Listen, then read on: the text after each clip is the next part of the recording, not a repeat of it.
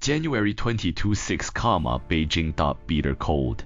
Yet on the tarmac of Capital International Airport, an unusual heat was surging. When Canadian Prime Minister Mark Carney stepped out of the aircraft and shook hands with the Chinese representative, the world was stunned. After all, the two sides had gone 8 full years without a head of state-level visit. During those 8 years, China-Canada relations had plunged to historic lows. Sanctions, military aircraft standoffs, the Meng Wanzhou incident, and export controls. So the question arises, why did Canada suddenly change course? Why embrace China in the depths of winter despite the risk of USFURY? This was no simple diplomatic thaw. It meant the first real crack had been smashed into America's alliance circle. The first domino had fallen. Part 1. 3 major gifts. The most significant outcome of Carney's visit was the signing of the China-Canada Joint Statement. While much of the language resembled past formulations, the very act of signing spoke volumes. Just days earlier, Li Jaemyang's visit to China, despite its warm tone, produced no joint statement. Canada not only signed one, but did so on remarkably friendly terms. Beyond the statement, the two sides also signed a China-Canada Economic and Trade Cooperation Roadmap. This roadmap outlines cooperation across 8 sectors and 28 concrete measures covering energy, agriculture, consumer goods, and SMEs, while systematically expanding into new materials, advanced manufacturing, clean energy, and green products. But the most critical clause concerned Chinese automobiles. Canada will grant an annual import quota of 49,000 Chinese electric vehicles. Within the quota, EVs will be subject to a 6.1% MFN tariff, with the previous 100% punitive surcharge eliminated. The quota will also expand annually. The announcement sent shockwaves around the world. Why? Because North America has long been regarded as the final fortress against Chinese cars. You see them everywhere: Europe, the Middle East, Africa, South America, even India. But when was the last time you saw a Chinese EV on American streets? Yes, Ford's CEO owns a Xiaomi SU7, but that's just one car. Now Canada has opened the door. After the news broke, Canadian consumers went into a frenzy. People flooded import dealerships, placing orders before even seeing the cars. Reports say the entire 49,000 vehicle quota sold out in just 15 days. Why such madness? Because Canadians have been suffering. On paper, Canada is an auto power. In reality, it has long been dominated by Detroit's big 3 GM, Ford, Chrysler, with supply chains deeply dependent on the US. During the 2024 to 2025 inflation surge, compounded by US auto strikes and tariff-induced disruptions, the average new car price in Canada soared to 66,000 CAD. For families burdened by massive mortgages and heating costs, buying a new car became almost impossible. Even an entry-level Tesla Model 3 costs 67,000 Canadian dollars before tax, nearly 80,000 CAD, all in about 400,000 RMB. Then came Chinese cars. Imagine this: a Chinese EV with LiDAR, 800 volts fast charging, over 500 kilometers range, luxury interior, and full features. Even after a 6.1% tariff, costs just 32,000 CAD in Vancouver. Comparable American cars cost twice as much, with tech stock in the Nokia era. This is no longer competition, it is outright dimensional annihilation. Carney, a former actuary, understands this perfectly. America's promised North American EV supply chain is a mirage. US automakers are drowning in losses and cannot deliver affordable cars. If Canada continued blocking Chinese EVs, the outcome was inevitable: the collapse of the middle class and permanent inflation. So the essence of this gift was simple: Carney used Chinese cars to crush inflation. That's why the agreement explicitly requires at least 50% of models must be priced under 35,000 CAD. Even landlords have run out of surplus grain. Selling ultra-luxury models may not work, but is this just a price war? No. What truly chills America's spine is China's technological superiority. Battery cold weather performance, smart driving systems, LiDAR deployment. Chinese cars dominate US cars across the board. And crucially, heated seats and steering wheels, now standard in China, are practically tailor-made for Canada's brutal winters. Canadian YouTube has erupted in collective euphoria. One user wrote, "I used to be a die-hard Ford fan. After driving Chinese cars in China, I realized I'd been living like a caveman driving a tractor. The infotainment is smoother than my iPad. The driver assist system recognizes snow-covered lane markings in blizzards. My Ford can't even connect Bluetooth without a 30-second delay. Sorry, Detroit time never going back." This is the most terrifying part of dimensional collapse. It destroys not just market share, but brand faith. Even more critical is the spillover effect. Canada borders the U.S. cars can be driven straight across. America may block ports, but it can't block curiosity or capital. Who says only Canadians will visit Canadian showrooms? Will Americans drive across the border on weekends, staring at cars they're forbidden to buy? Will Canadian influencers drive Chinese cars into US cities, filming stunned reactions? Imagine Americans going home and cursing, "Why do Canadians get $30,000 future cars, while we pay $60,000 for scrap metal?" That's exactly the point. Through Canada, China's real manufacturing power is placed directly at America's doorstep. This visible but unreachable anxiety will fracture U.S. domestic interests. And the deeper play comes next. Carney's government didn't just allow imports, it invited Chinese automakers to build factories in Canada. Under USMCA rules, vehicles produced in Canada with sufficient localization can enter the US tariff-free. If Chinese firms assemble cars in Canada, use Canadian lithium, hire Canadian workers, and localize battery and casting operations, the car becomes made in Canada.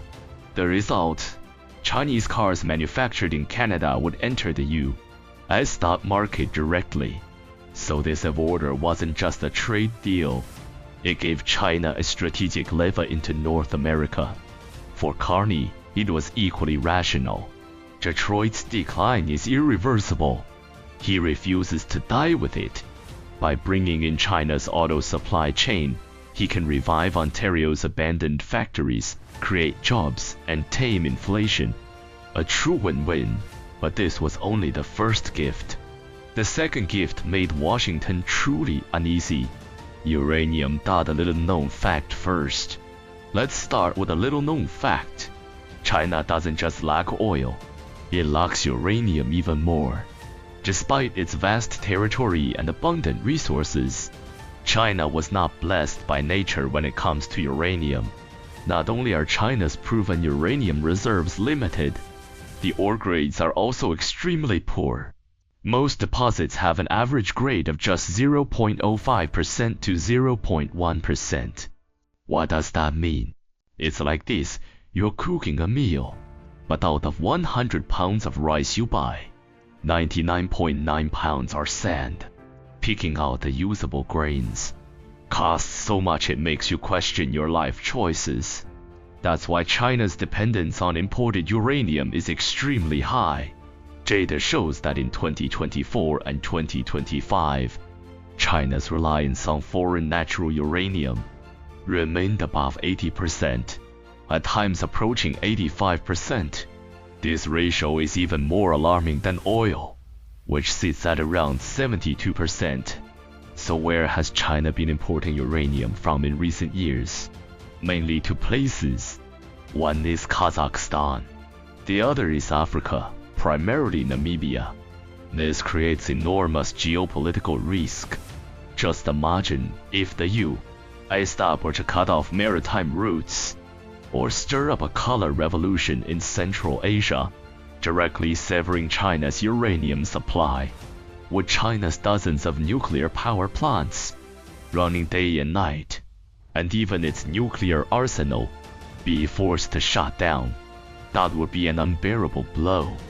That's why China has spent years scouring the globe for uranium. And on this planet, there is only one country truly worthy of the title, King of Uranium. Canada. The Athabasca Basin in northern Canada is regarded as sacred ground by the global nuclear industry. Just how extraordinary are its uranium deposits? Earlier we said that China's average uranium grade is about 0.1%, but in Canada's McArthur River and Cigar Lake mines, average grades reach 15% to 20%. What does that mean? A difference of 150 to 200 times. And what does such high grade ore imply?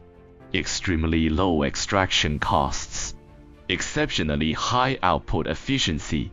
Against the backdrop of global inflation in 2026 and soaring commodity prices, whoever controls low-cost uranium controls the pricing power of nuclear energy. Canada's uranium to nuclear power is what Saudi light crude is to petrochemicals, or what TSMC's 3 nanometers process is to the chip industry. It is a top-tier, irreplaceable, scarce strategic asset. Yet in the past, under the banner of so-called national security, these uranium resources were strictly prohibited from being sold to China. China National Nuclear Corporation could only watch Canada's premium deposits with envy, unable to buy even a fraction. But now the situation has undergone a fundamental reversal. In the China-Canada joint statement, it is stated explicitly, both sides commit, on the basis of existing cooperation, to responsibly manage bilateral civil nuclear energy in accordance with the highest international standards, including relevant IAEA instruments, and to strengthen cooperation in natural uranium trade.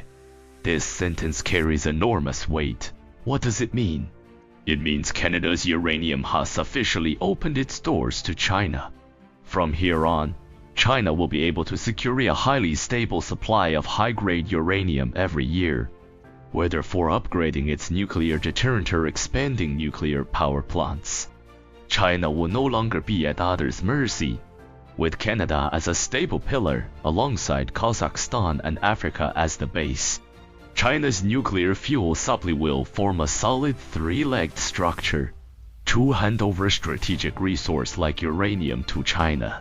Carney's objective clearly goes far beyond mere normalization of relations. During his visit to China, Carney made another pointed remark. He suggested that Canada and China could become strategic partners, and that cooperation could even extend into the security domain. That is not casual language. In diplomatic code, what does strategic partnership mean? It means the two sides have no fundamental geopolitical conflict. And what does security cooperation imply? It means I'm willing to show you my back.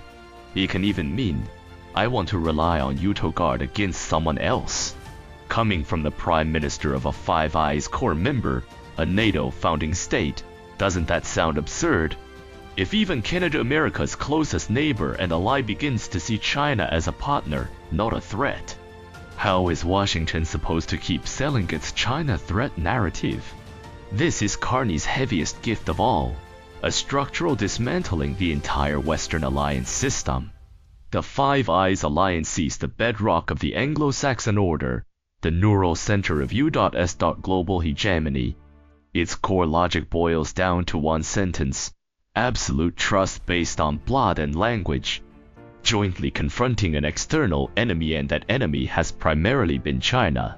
But now, a core member of that alliance, Canada, wants to establish a strategic partnership with this so-called enemy, and even discuss security cooperation. What will the United States think? What about Britain, Australia, New Zealand? Once the chain of trust is broken, it can never be repaired. Part 2. The trend of the times. So the question is, Carney isn't some kind of Chinese plant. Why would he deliver such heavyweight gifts one after another? Is it because he likes China? Of course not. Don't flatter yourself. Carney is a textbook Western elite. At the level of values, he still believes in liberalism. But more importantly, he is a thoroughgoing realist. He is not giving gifts out of sentiment, but because he has been backed into a corner. If he doesn't pivot now, Canada may genuinely be headed for disaster. Why? Look at what the United States is doing today. One word: swallow. From the very first day Trump returned to power, the phrase Canada should become the 51st state stopped being a joke. At first, Canada thought Trump was just posturing, talking big, then backing down in practice. But now, after the Venezuela episode and the framework agreement on Greenland, Canada suddenly realized something. Trump actually dares to do it. If the US takes Greenland, Canada will be encircled on 3 sides. And with what would it resist? With an army of barely 80,000 troops. Even worse, the US has a plan B. Just last month, a heavyweight U.S. senator openly stated on Fox News, if the Liberal government cannot guarantee America's energy security, perhaps we should speak directly with the people of Alberta. What is Alberta? Put simply, it is Canada's version of Texas. Nearly 80% of Canada's oil resources are concentrated there. Local resentment toward federal environmental regulations and high taxes has simmered for years. Separatist sentiment is dry tinder. All it needs is a spark. And the U.S. is lighting that spark. According to Canadian intelligence, large numbers of US-funded NGOs are pouring into Canada.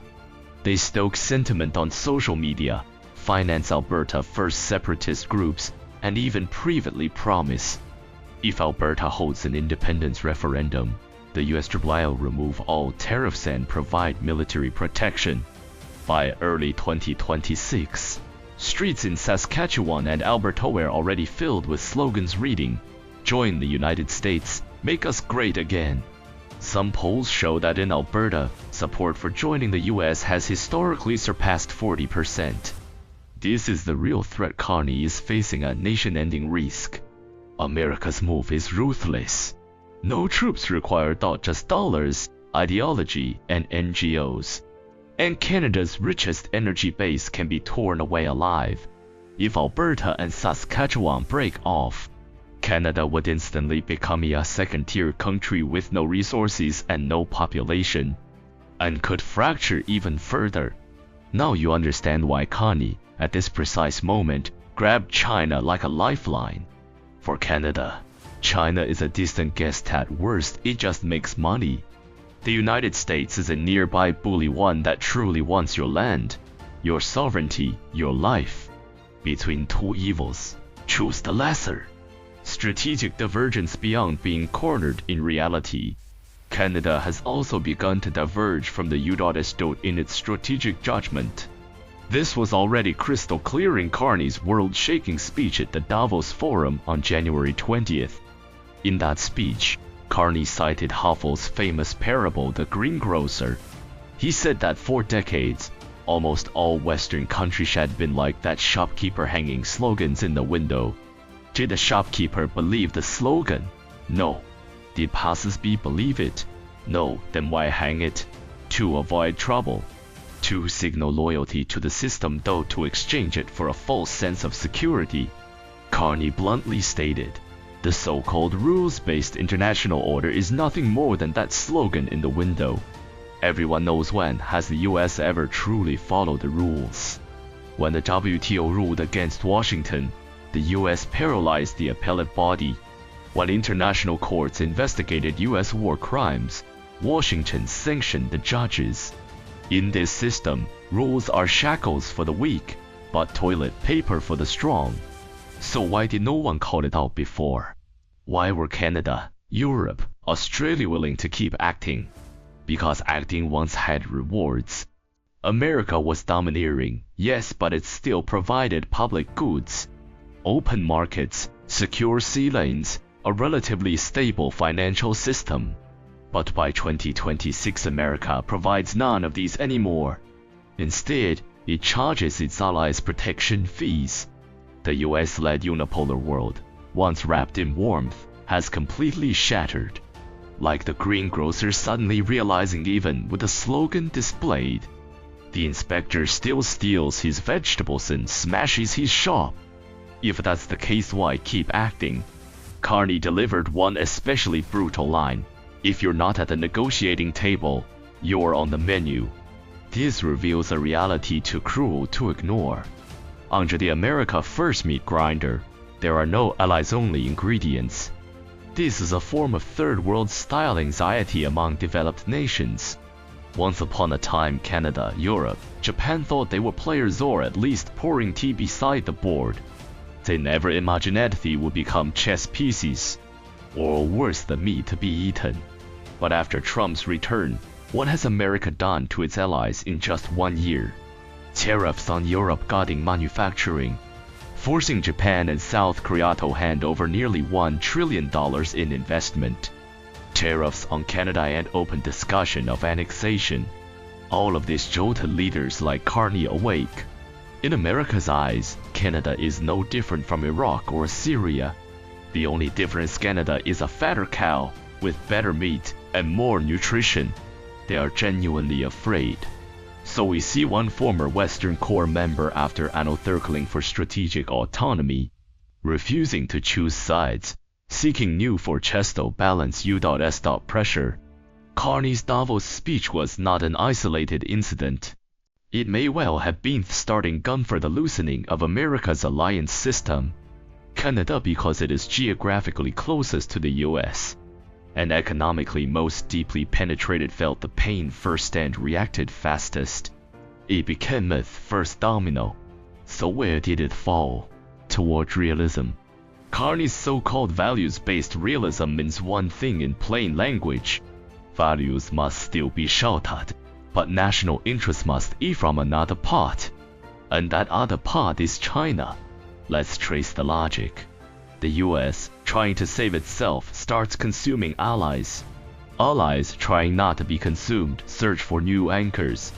Globally, the only power that can balance the US and provide stable markets and industrial cooperation is China. So allies begin to pivot. By strengthening ties with China, they gain leverage in dealing with the US. This creates a deeply ironic vicious cycle for Washington. The harder the US squeezes its allies to contain China, the more those allies must lean toward China to survive. Canada only the beginning. German industry is planning new China investments. Macron has visited China twice in 2 years.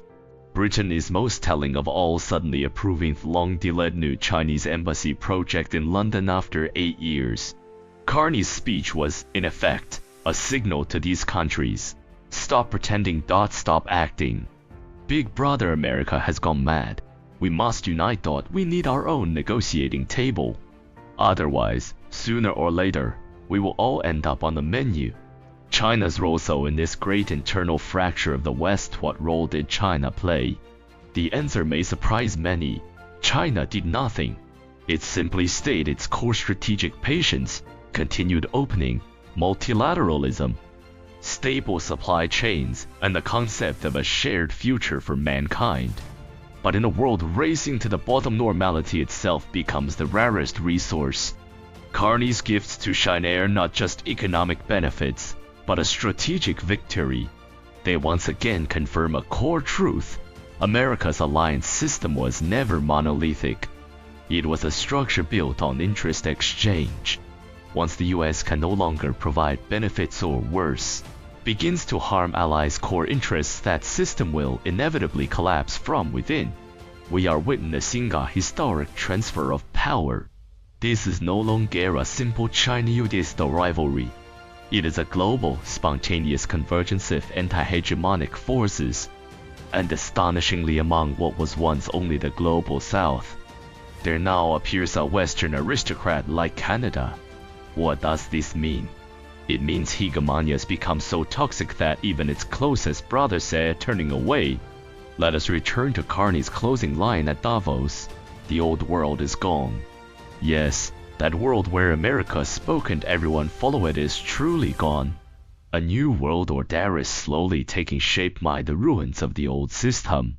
This is the trend of history. Vast and irresistible. Those who follow it prosper, those who resist it perish. America didn't understand, but Carney did.